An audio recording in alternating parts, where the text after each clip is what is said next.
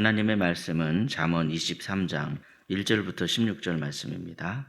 구약 성경 936쪽에 있습니다. 함께 읽습니다. 내가 관원과 함께 앉아 음식을 먹게 되거든 삼가 내 앞에 있는 자가 누구인지를 생각하며 내가 만일 음식을 탐하는 자이거든 네 목에 칼을 둘 것이니라. 그의 맛있는 음식을 탐하지 말라. 그것은 속이는 음식이니라.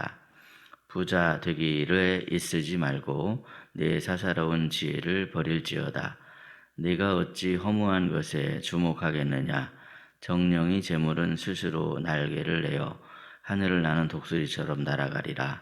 악한 눈이 있는 자의 음식을 먹지 말며 그의 맛있는 음식을 탐하지 말지어다.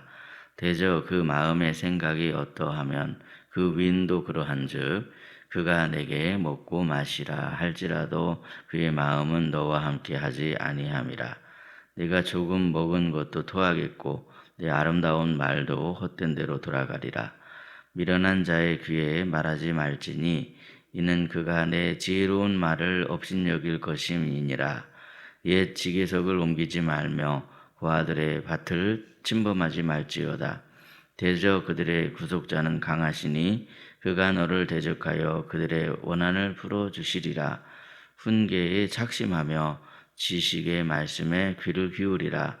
아이를 훈계하지 아니하려고 하지 말라. 채찍으로 그를 때릴지라도 그가 죽지 아니하리라. 네가 그를 채찍으로 때리면 그의 영혼을 수월에서 구원하리라. 내 아들아, 만일 내 마음이 지혜로우면 나 곧 내 마음이 즐겁겠고 만일 내 입술이 정직을 말하면 내 속이 유쾌하리라. 아멘. 월요일 새벽에 잠언의 말씀으로 하루의 삶을 열어가시는 저와 여러분의 삶에 하나님의 은총이 가득하시기를 예수님의 이름으로 축복합니다.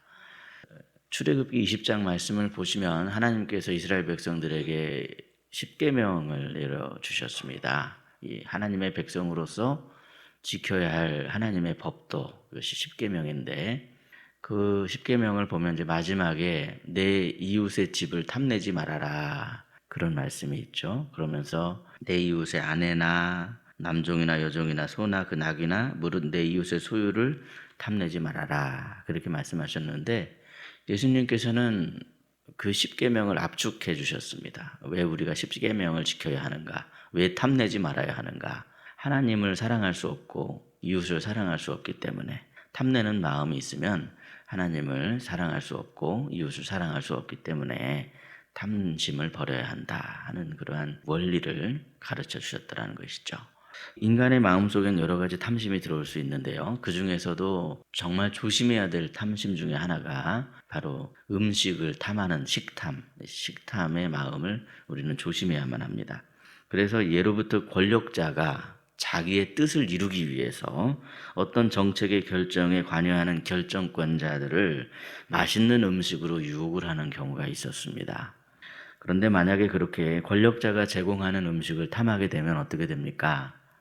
바르지 못한 결정을 뒤따르게 되는 잘못을 범하기가 정말 쉽더라는 것이죠. 그래서 잠언은 우리에게 음식을 탐하지 말아라 그렇게 이야기를 하고 있습니다. 그러한 상황이 바로 오늘 본문 1절 2절 말씀에 나타나 있는데요. 우리 1절 2절 말씀을 함께 읽겠습니다. 네가 관원과 함께 앉아 음식을 먹게 되거든 삼가 내 앞에 있는 자가 누구인지를 생각하며 내가 만일 음식을 탐하는 자이거든 내 목에 칼을 둘 것이니라. 아멘. 만약에 나와 함께하는 사람이 나를 위해주고 사랑해주는 그런 사람이라고 한다면 우리는 아무런 그 부담감 없이 음식을 먹고 마시고 그렇게 할 수 있을 것입니다. 그런데 본문은 그런 식사의 자리를 말하는 것이 아닙니다. 본문 1절을 보시면 관원과 함께 앉아 음식을 먹는 그런 상황을 말씀하고 있죠. 그래서 본문은 우리에게 그런 자리를 특히 조심해야 한다 그렇게 말씀합니다. 내 가족도 아니고 나를 사랑하는 사람도 아닌데 무엇보다도 또 관원이 나한테 맛있는 음식을 대접해 줄 리가 없다는 거죠. 그냥 그렇게 줄 리가 없습니다. 그래서 1절에 삼가 내 앞에 있는 자가 누구인가를 생각하라 그것을 지금 말씀하는데 과연 왜 그렇습니까? 본문 3절 말씀을 우리 함께 읽겠습니다. 그의 맛있는 음식을 탐하지 말라. 그것은 속이는 음식이니라. 아멘. 본문 3절에서 그의 맛있는 음식이란, 여기서 그는 1절에서 말씀하고 있는 관원을 가리키는 것입니다. 그 음식은 나를 속여서 자기에게 유리한 결정을 내리기 위한 목적이 담긴 그런 음식일 가능성이 매우 높더라는 것이죠. 우리는 세상을 살아가면서 힘없고 연약해서 도움이 필요한 사람들을 긍휼히 여길 줄 아는 그런 마음을 가져야 합니다. 그래서 오늘 잠언의 후반부에는 그런 말씀들이 이어지고 있습니다. 이웃을 긍휼히 여길 줄 아는 그런 마음을 우리가 가져야 되더라는 것이죠. 특별히 나보다 힘없는 사람들을, 세상 사람들은 짓밟기가 쉬운데 짓밟는 것이 아니라 하나님의 백성들은 오히려 나보다 힘없는 사람들을 긍휼히 여길 줄 알아야 됩니다.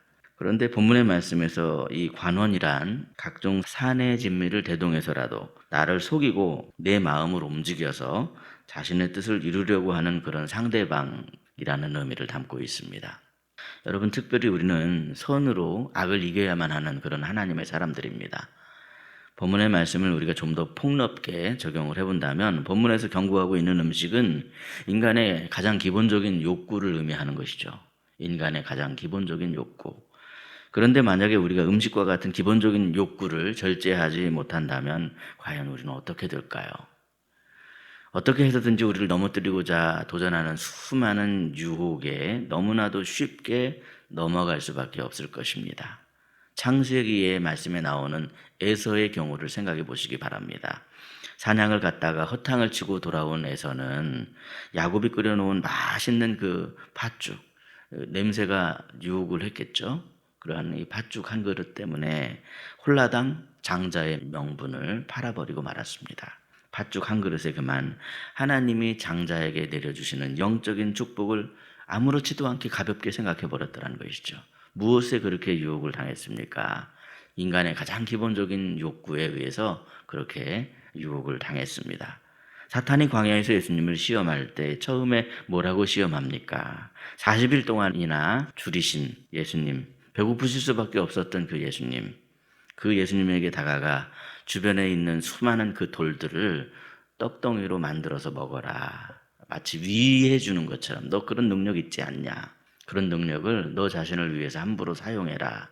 그렇게 유혹을 합니다. 사실 예수님께서 돌을 떡으로 만드는 것쯤은 너무나도 간단한 일입니다. 식은 죽 먹기입니다. 예수님께서 베푸신 기적들을 생각해 보십시오. 얼마나 능력이 있으신 예수님입니까? 얼마나 쉬운 일이었겠습니까? 그럼에도 예수님께서는 사탄의 유혹에 넘어가지 않으셨습니다. 그런 기본적인 그 욕구를 해결하기 위해 자기 능력을 사사로이 사용하지 않으셨더라는 것이죠. 복음서에서 예수님께서 베푸신 기적들을 생각해 보십시오.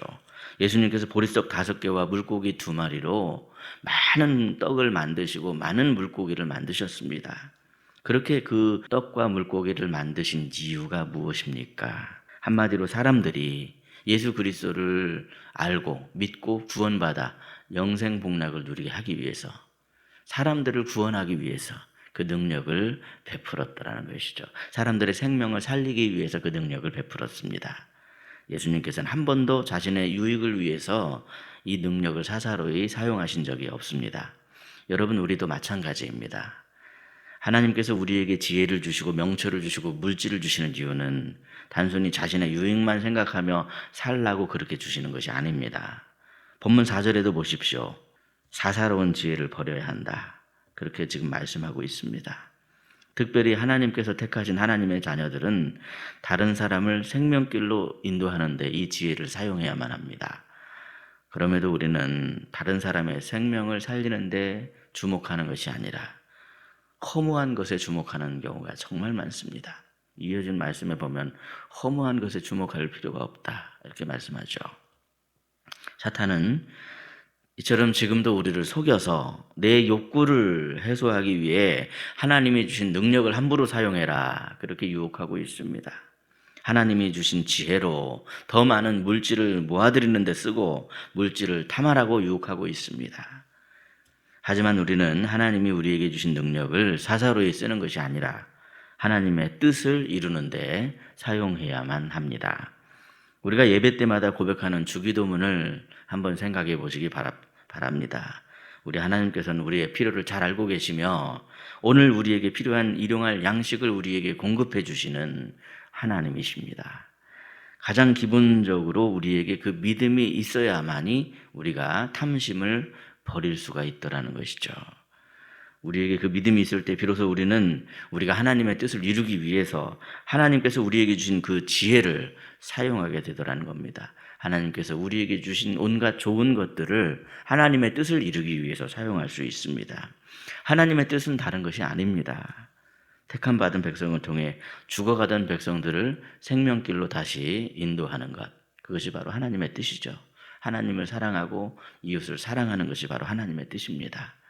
오늘도 그 사실을 기억하며 잠언의 말씀을 통해 참된 지혜를 얻으시고 함부로 욕심 부리지 않고 절제하는 삶을 통하여서 하나님 사랑, 이웃 사랑을 실천하시길 바랍니다. 그리하여서 하나님께서 우리에게 주시는 온갖 좋은 것들로 이 땅에 많은 사람들의 생명을 살리는 그 일을 하기 위해서 그것들을 사용하심으로 말미암아 하나님 사랑, 이웃 사랑을 실천하는, 그래서 하나님 아버지를 기쁘게 하시는 저와 여러분 되시기를 예수님의 이름으로 축복합니다. 기도하겠습니다. 하나님 아버지 감사합니다. 오늘도 잠언의 말씀을 통해 저희들에게 지혜를 주시니 참으로 감사합니다.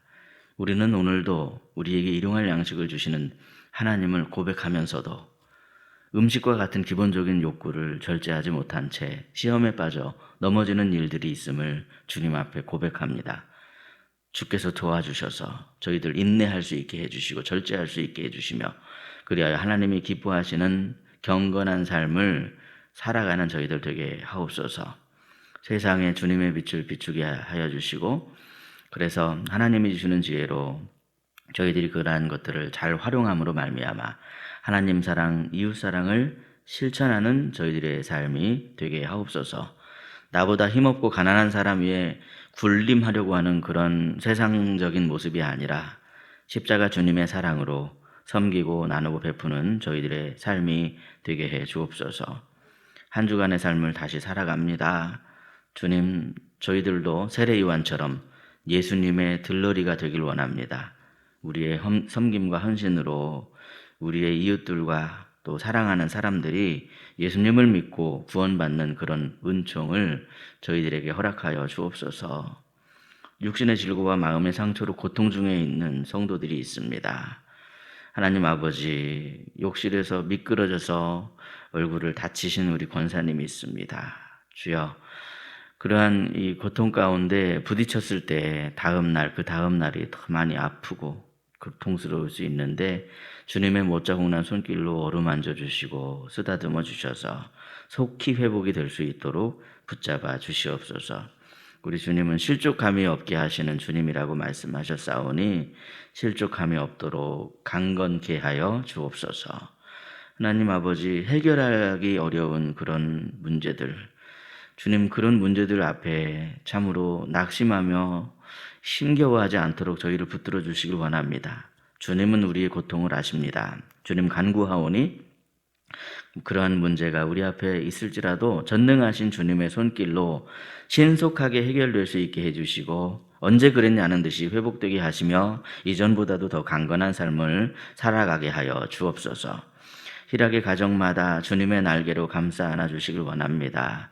박성태 집사님, 이제 참으로 큰 교통사고가 있었지만 그럼에도 하나님께서 눈동자처럼 지켜주셔서 별로 다치지 않게 보호해 주시고 차가 완전히 다 부서지고 엄청난 교통사고였지만 하나님께서 지켜주셔서 모든 성도들이 그렇게 감사하며 다행이라고 하나님께 영광 돌리는 모습을 보면서 다시 한번 감사하지 않을 수가 없습니다. 하나님, 그 몸과 마음이 속히 회복되어서 완전히 나을 수 있도록 주님께서 지켜 주시옵소서. 자녀들을 위해 기도하는 그 어머니의 기도가 있습니다. 하나님, 그 어머니의 기도를 들으시고 응답해 주사 사랑하는 모든 자녀들의 앞길 위에 예수님이 흥하는 시온의 대로가 열리게 하여 주옵소서. 사순절 기간을 보내고 있습니다. 오늘도 묵상하고 필사하는 그런 말씀들을 통하여서 하늘의 은총이 가득 채워지는 복이 있게 하옵소서. 이 시간 십자가 앞에 엎드려 주님께 간절히 기도하오니 주님의 음성을 듣는 시간이 되게 하시고 주님께 응답받고 축복받는 기도의 시간이 되게 해 주옵소서. 예수님의 이름으로 기도하옵나이다. 아멘. 각자 기도하겠습니다.